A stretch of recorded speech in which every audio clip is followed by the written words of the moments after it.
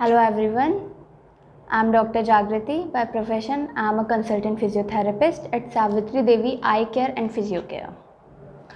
So basically आजकल की जो जनरेशन है उसका पोस्चर और उसका लाइफस्टाइल ऐसा हो गया है कि उसकी नेक का जो पोजीशन होनी चाहिए वो प्रॉपर नहीं होने की वजह से सर्वाइकल स्पॉन्डिलाइटिस की दिक्कतें बढ़ गई हैं। अब सर्वाइकल स्पॉन्डिलाइटिस होता क्या है, जो हमारी हड्डी होती हैं गर्दन की उसमें गैप कम होने की वजह से जो नस दबनी शुरू होती है उसका दर्द हमारे गर्दन से लेके किसी भी हाथ में आ सकता है। उसको हम सर्वाइकल स्पॉन्डिलाइटिस बोलते हैं। आपको सर घुमाने में चक्कर आना, गांठें पड़ना, ये सब उसके एक लक्षण होते हैं। अब हम उसकी एक्सरसाइजेस की बात करेंगे। ठीक, सर्वाइकल स्पॉन्डिलाइटिस के लिए जो बेसिक फंडामेंटल एक्सरसाइजेस होती हैं उसको हम आइसोमेट्रिक ऑफ नेक बोलते हैं। उसमें से सबसे पहली एक्सरसाइज है, आपको अपने हाथ को अपने सर पे यहाँ रखना है, माथे पे। माथे से आपको सर की अपने हाथों की तरफ वज़न उतना ही डालना है, फोर्स उतना ही लगाना है जितना आप हाथों से अपने सर की तरफ डाल रहे हैं। इस कॉन्ट्रैक्शन को आपको 10 वज़न उतना ही डालना है। उसके साथ आपको इसी चीज़ को, इसी जो आप वज़न डाल रहे हो अपने हाथ का सर पे, सर का हाथ पे, उसको 10 सेकेंड रोक के रखना है।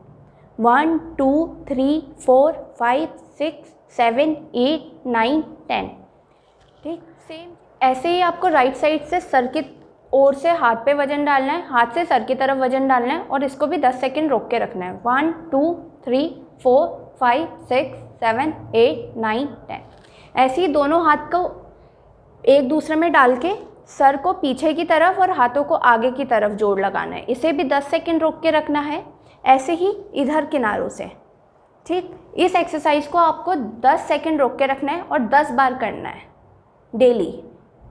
दूसरी एक्सरसाइज है, आपको हाथों को अपने ऐसे एक दूसरे में जोड़ना है और अपने कंधों को उचकाना है।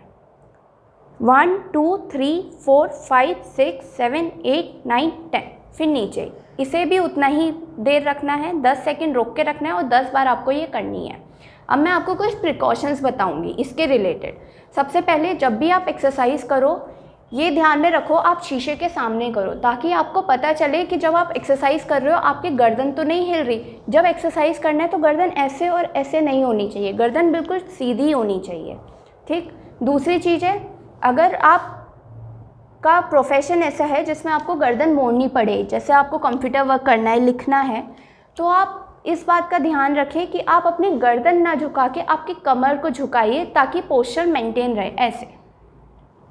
तीसरी चीज़, आप तकिए को अवॉइड करिए, पिलो आपको बिल्कुल अवॉइड करना है। उसके साथ अगर आपको ऑप्शन चाहिए, आप एक चादर लीजिए, उसको फोल्ड करिए और उसको अपने गर्दन के इस वाले पार्ट के नीचे रखिए। ठीक है, ये बेसिक ही ट्रीटमेंट है। इसको आप अगर मॉर्निंग एंड इवनिंग फॉलो करेंगे आपको रिज़ल्ट इफ़ेक्टिव मिलेंगे।